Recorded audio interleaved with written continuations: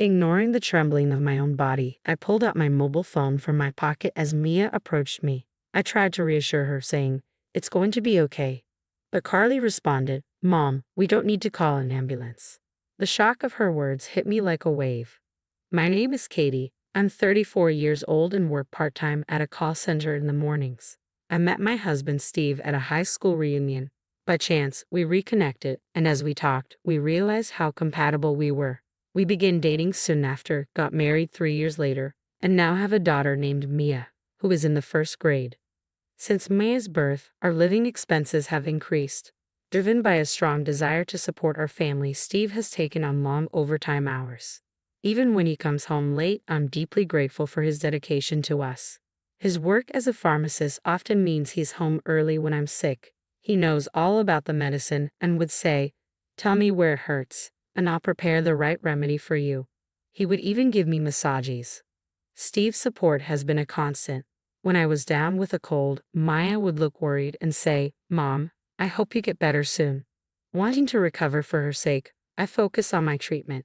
Seeing my pained expression, Maya once asked Steve, "Daddy, can you give Mom the usual magic medicine?" Steve understood and handed me some herbal and cold medicines. At home, we called these magic medicine. Even Mia, who usually disliked medicine, would muster the courage to take it. I'd often felt better the next day, thanks to this magic. "I'll take the magic medicine and get better for Mia," I said, taking the bitter pill. By the next morning, I felt entirely rejuvenated. "Thanks to Mia, I'm all better now," I told her. No, it's thanks to the magic medicine," she replied with a bright smile before heading off to school. "You seem to be feeling much better. I'll head to work now." "Rest up today," Steve said before leaving. Feeling grateful for their concern, I decided to make a lavish dinner that night, hoping it might be mistaken for a special occasion. I began preparing the ingredients. When Maya returned from school around 3, she was ecstatic. My friends and I were talking about the delicious smell in the air. "And it's your cooking, Mom. I can't wait for dinner," she said excitedly and quickly finished her homework. Seeing her happy face made me feel that the extra effort I put into cooking was worth it. As evening approached, I set the table, thinking Steve would be home soon. Maya helped by lining up the drinking glasses. Just then, my cell phone rang. It was Steve. His voice sounded rushed. "I was planning to come home early today, but a coworker has a serious personal issue. I want to treat him to dinner and listen to him, so don't worry about dinner for me tonight. I'm really sorry," he said quickly before hanging up. I was left wondering if it was truly that urgent. I called out to Mia. "Daddy says he has an important talk with someone from work tonight, so he won't be able to eat dinner with us. It's a pity, but let's just enjoy our meal, just the two of us." Upon hearing this, Maya's face fell. "Daddy's not eating even though you worked so hard to make dinner," she said, trying to hide her sadness. Seeing her disappointment made me genuinely upset, but her understanding helped me cope. "As long as you eat it, Mia, I'm happy. Thank you for being so understanding," I said. "Okay, let's enjoy dinner together then," Maya agreed. We had our meal, washed the dishes, and savored dessert. We spent the evening waiting for Steve, but no matter how long we waited, he didn't come home. I wondered where Daddy was. I had hoped he'd be back for dessert. "I'm worried too, but it's getting late," I said to Mia. "Let's head to bed." Despite our concerns, Steve didn't return that night, and we went to bed. He didn't come home until around 5 o'clock the next morning. I heard the front door open as I was preparing breakfast and packing lunch boxes. I went to the entrance to find Steve there, looking tired. "I'm so sorry," he said immediately. "I missed the last train and had to wait for the first one in the morning. I'm really sorry for not coming home." Seeing how significant the issue with his coworker was, I didn't feel like blaming him. "Why don't you take a shower first? By the time you're out, breakfast should be ready," I suggested. "Thanks, I'll do that," Steve replied. A little later, Maya woke up and the three of us had breakfast together. Maya eagerly told Steve about the meal from last night. "Daddy, why didn't you come home? Mom made a really delicious dinner." "I'm sorry, Mia," Steve said. "I promise I'll be home early today." With that promise, we went our separate ways for the day. After work, I went to the grocery store. I had a simple menu in mind, planning to make an omelette, Maya's favorite. While shopping, I ran into the mother of one of Maya's friends. "Oh, Maya's mom. It's been a while. How have you been?" she asked. "I've been fine, though I've been feeling a bit under the weather lately. Maybe it's my age. I replied. As we chatted, she made an unexpected suggestion. How about inviting Maya over to our house for a sleepover? Don't you think you could use a little time to relax too? Naomi would be thrilled if Maya stayed over. That sounds wonderful. I'm sure Maya would love it. Thank you for the offer, I said. We arranged a date for the sleepover and went our separate ways. When Maya came home in the evening, I shared the news with her. I spoke with Naomi's mom today, and she invited you for a sleepover. Maya's eyes widened with excitement. Really? Can we have a sleepover? Yes, but remember to behave and don't get too excited. They want you to stay over on Saturday. Maya's face lit up with a broad smile, and she immediately began preparing her things. I was relieved that Naomi's mom had suggested the sleepover, and I felt deeply grateful for her kindness. That evening, as promised, Steve came home early. Maya enthusiastically greeted him. Guess what, Dad?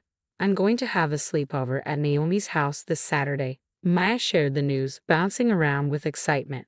I explained to Steve that Naomi's mom had made the offer out of consideration for us. Steve responded, then maybe I'll head out on Saturday. You should take advantage of the free time, enjoy lunch or go shopping, whatever you like. I'll pick Mia up on Sunday. Really? Thank you so much, I said, grateful for his thoughtful suggestion. After dinner, Steve pulled an envelope from his bag. What's that? Maya asked curiously. Steve smiled and said, curious, aren't you? He opened the envelope to reveal a small bag and handed it to me. This is for you. I've noticed you haven't been feeling well lately, so I found some special food that's said to have magical properties.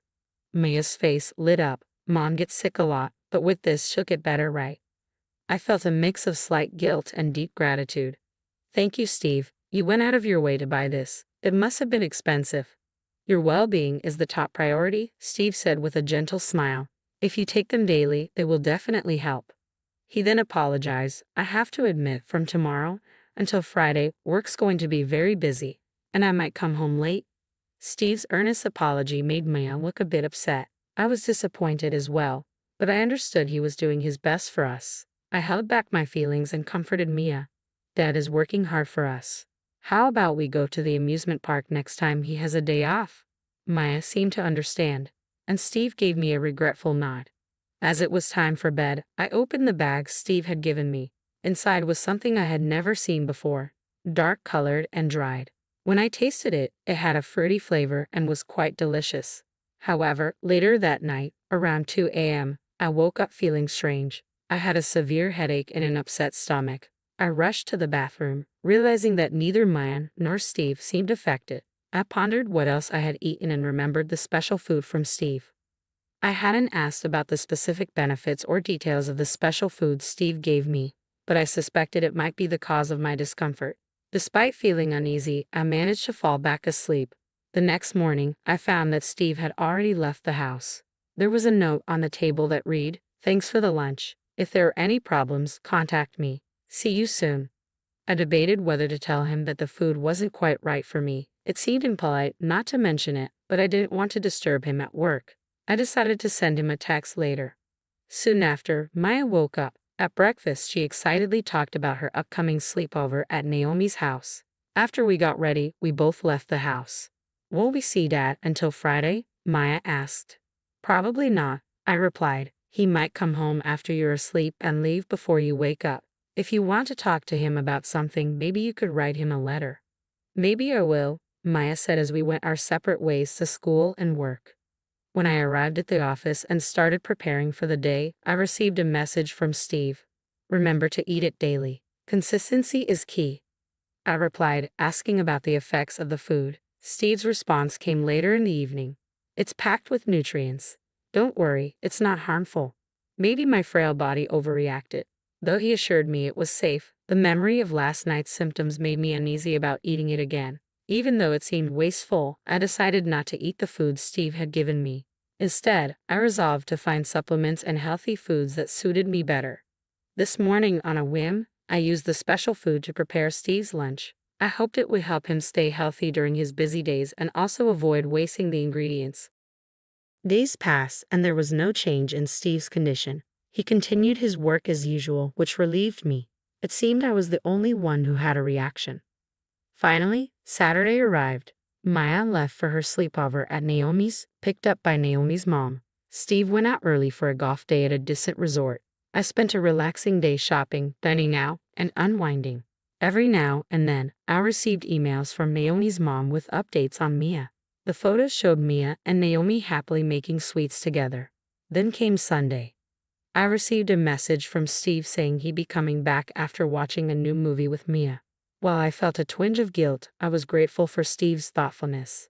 They returned home before it got dark, but Maya's usual smile was absent. She seemed subdued, possibly sad to say goodbye to Naomi. Steve remarked, "I think she was having a hard time parting with Naomi." Listening to him, I was reminded of my own childhood. Saying goodbye to friends after special times was always tough. Maya must have really enjoyed her time with Naomi. "How about we invite Naomi over next time?" I suggested to Mia, hoping to lift her spirits and give Naomi's mom a chance to spend more time with her. Maya gave an awkward smile and nodded. As I started preparing dinner with Maya's help, Steve mentioned he was going to take a shower and left the living room. The moment he was out of sight, Maya gently tugged on my sleeve. Just as I was about to ask her what was wrong, a loud crash came from the bathroom. I rushed over and the sight that met me made me scream. Steve was lying on the floor, unmoving. I grabbed my cell phone, trying to steady my trembling hands. With Mia by my side, I attempted to reassure her. "Everything will be okay," I said, but she interrupted with, "Mom, you don't need to call an ambulance." I was shocked by her words and asked, "Why not?" "Because Dad did something bad and he's being punished," she replied. I struggled to understand her meaning, but my priority was to help Steve. I told Mia we'd talk later and immediately call for an ambulance. Thankfully, the quick response meant Steve's life was not in danger, though he had not regained consciousness. Once it was decided that Steve would need to be hospitalized, I made plans to head to the hospital. I thanked everyone who had helped and then left the hospital with Mia. Once we were home, I finally had a chance to ask her about her earlier comments. "Mia, can you explain what you meant earlier?" I asked. She nodded and began, "Naomi told me something during our sleepover." Maya continued, explaining that recently, around bedtime, Naomi had noticed Steve walking in front of their house. Maya seemed puzzled and said, "But isn't that around 9:00 p.m.? I thought Dad worked a bit later, so it must have been someone else." Naomi had insisted it was definitely Steve. They decided to keep an eye out that night. When bedtime came, Naomi left the room to use the bathroom, and Maya saw someone passing by their house. To her shock, it was indeed Steve, holding hands with an unfamiliar woman and walking together affectionately. Seeing her dad with someone who wasn't me was a huge shock for Mia. She went to sleep without telling Naomi, pretending she hadn't seen anything. The next day, when Steve came to pick up Mia, she couldn't muster a smile, still preoccupied by the previous night's events. Later, when Steve took her to a movie, he mentioned, "Oops, I accidentally bought a ticket for Mom too." Maya forced a smile, trying to ignore his comment. Throughout the movie, Steve seemed distant, giving only half-hearted replies to Mia's attempts to engage him. She overheard him whispering to the strange woman, "Hey, my daughter is right next to us." The woman replied, "It's fine. Eventually she'll be my daughter too. Aren't you happy, Mia? I'm prettier than your mom." Maya was taken aback by the unexpected comment. Steve seemed to signal the woman to stop but continued to enjoy the movie with her. Maya realized that Steve's excuse about mistakenly buying a ticket for me was a lie. It was impossible to pretend everything was fine. Avoiding Steve's gaze, Maya finished her story, and my expression shifted dramatically. I couldn't believe Steve was doing this behind my back. His behavior had seemed normal, and though Maya's story was hard to believe, I knew she wasn't one to lie. In the midst of the confusion, I heard a notification from Steve's phone, which I had accidentally brought with me in the ambulance. Checking the phone, I saw several messages, but one stood out. It detailed how much fun the movie was and how their plan to drive me out was progressing smoothly. My heart sank as I realized Maya's story was true. Steve appeared to be plotting to force me out of our home. Reflecting on Steve's recent behavior, I realized there had been no clear signs that his plan was already in motion. It seemed he had yet to put his scheme into action. Just then, I received a call from the hospital with an update on Steve's condition. Rushing back to the hospital, the doctor explained, "We believe an excessive intake of a particular food caused Steve's symptoms. While he is generally healthy, consuming too much of this substance led to his headaches, stomach issues, and dizziness." Do you know anything about this? Understanding dawned on me. It seemed that Steve and the woman had been deliberately trying to harm my health by giving me harmful ingredients in large amounts. Their frequent late nights and claims of working overtime were likely lies to cover up their meetings. My anger grew as I pieced together Steve's malicious actions. A nurse soon informed me that Steve had regained consciousness and was now able to talk. With my emotions steadied, I prepared to confront the truth. I decided to visit Steve's hospital room.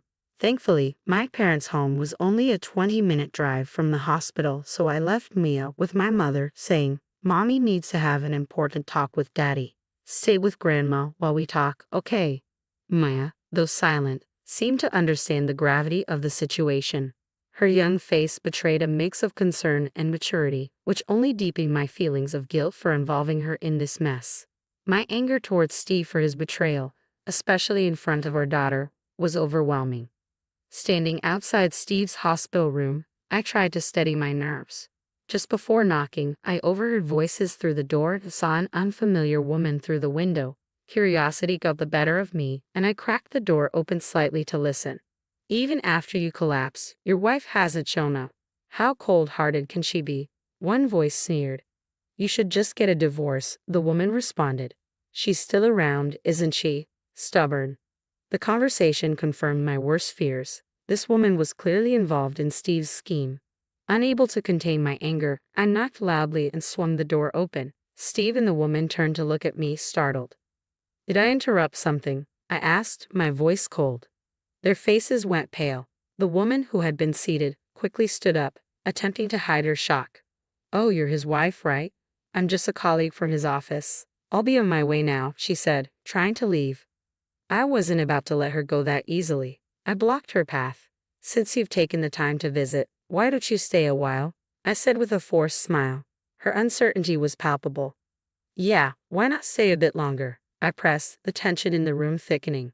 Steve tried to play it cool but failed to hide his discomfort. My voice trembled slightly, betraying the intensity of the situation. The woman flinched at the smallest movement from me. I decided not to drag this out and got straight to the point. "You're having an affair with her, aren't you?" Caught off guard, Steve responded quickly. "What are you talking about? That's not true. She's just a coworker." "Really?" I retorted. "So, you're watching movies with just a coworker, bringing our daughter along, and joking about her becoming your future wife?" Neither Steve nor the woman could respond. They looked down in shame. I pressed on. "And that food I got from you, I tried it, even though I suspected it might not be right for me. I ended up using it in your lunch." Steve's calm demeanor shattered. He shouted, "Why would you do that? Is that why I passed out?" "Really? I had no idea it was that dangerous," I replied. "You said it was good and healthy. I just wanted to give you a boost." "Well, it looks like your plan to hospitalize me backfired," I said with a smirk. "I bet you didn't expect it to be in your own lunch, did you?" Steve was left speechless, his expression a mix of devastation and disbelief. I turned to the woman and said, "So, you're the one who seduced a married man, aren't you? Don't think you're blameless in this situation. Expect some kind of revenge from me." I glared at her, and she faltered, stepping back. "Why should I?" "Steve approached me first. He said he needed comfort." "I'm a victim too," she stammered. "Oh, really?" I responded sharply. "So, you're saying he initiated everything? In that case, can we see your messages with him? If you're truly the victim, there wouldn't be any explicit advances from you, right?" The woman hesitated, clearly realizing her scheme had unraveled. Her tone shifted abruptly. "I'm sorry. I apologize. Please just forgive me this once." "No matter how much you apologize, I can't forgive this," I said, my voice steady. I turned and walked out, leaving the two of them pale and tearful. I returned to my parents' house where Maya was waiting. "Welcome back. Maya's been such a good girl. Thank you for taking care of her on such short notice," my mother said warmly. I took a deep breath and explained, "I'm planning on divorcing Steve. Is it alright if we stay here for a while?" My mother's initial shock quickly turned into support as I recounted the whole story. "That's what happened then. Stay here. I'll help you get your things." "Don't worry," she said firmly, offering both me and Maya her unwavering support.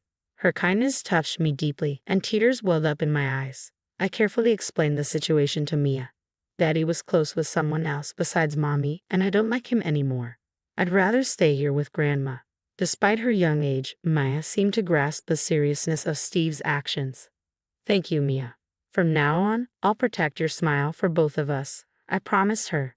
Later, when my father returned from work, we went to the house we had shared with Steve.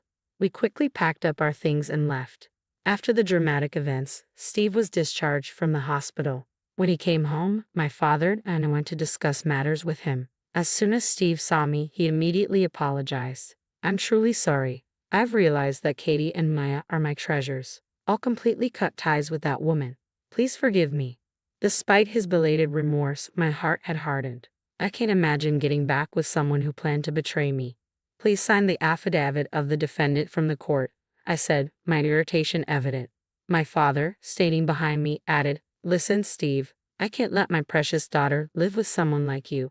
If you care about Katie and Maya's future, you need to finalize the divorce quickly. Faced with my father's stern words, Steve agreed, tears streaming down his face. I'll be seeking property division and compensation from you and that woman, so be prepared. This isn't over, I said coldly before leaving with my father. In the following days, I received a substantial amount of money from Steve and the woman for child support and living expenses. News of their affairs spread quickly through their company, severely damaging their reputations. Overwhelmed by the negative publicity, the woman resigned and soon found herself burdened with debt from her payments to me. Steve's prospects for promotion disappeared, and his reputation plummeted. He was increasingly shunned by everyone.